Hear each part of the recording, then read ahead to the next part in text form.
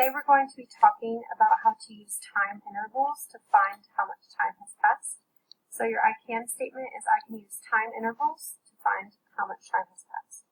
First I wanted to show you a picture of what it looks like, the hour that's been partitioned or broken down.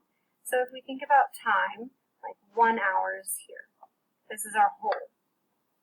If you break it down into two pieces or halves, 30 minutes are in each. If you wanted to break down into 20-minute sections, that would be thirds, 15-minute sections, 10-minute sections, and 5-minute sections. Sometimes we call 30 minutes half or half an hour, and sometimes 15-minute intervals are called quarter of an hour or quarter past the hour. So you might hear someone say quarter past 5 or quarter past noon, and that would mean one 15-minute interval past that hour.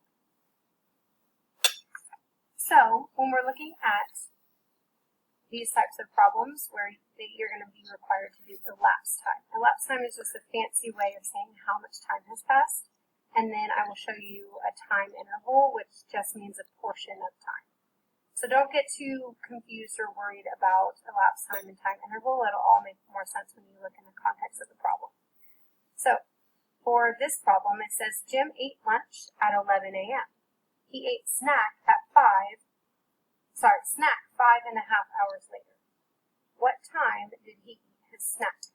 So basically, it's asking you about the elapsed time. So he spent ate his snack 5.5 hours later. So we have to use time intervals to figure out what time it is when he ate his snack.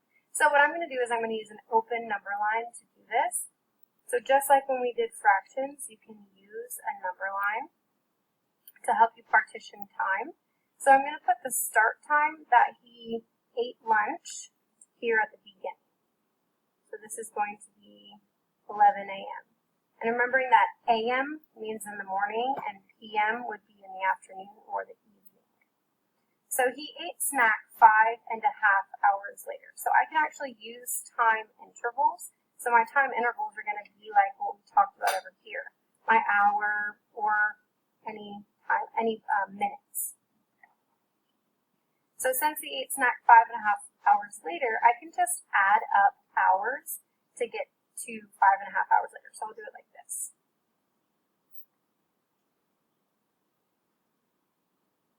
Okay, so 1 hour from 11 a.m. is going to be 12 p.m. 2 hours, 3 hours, 4 hours, 5 hours. I need to make my number line longer. And then I know because it says half hours later, that's going to be a time interval of 30 minutes. So before I add that 30-minute one, I'm going to come here and I'm going to label so I don't forget how much was in each interval.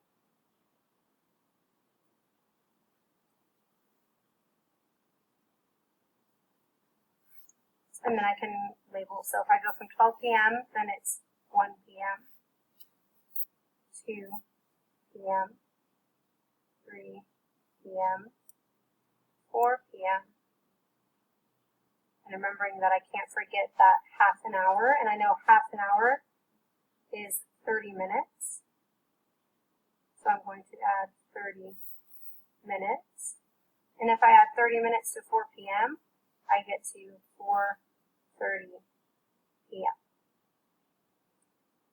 So this is how you can use a number line to count your intervals to find the end time of what time he ate his snack.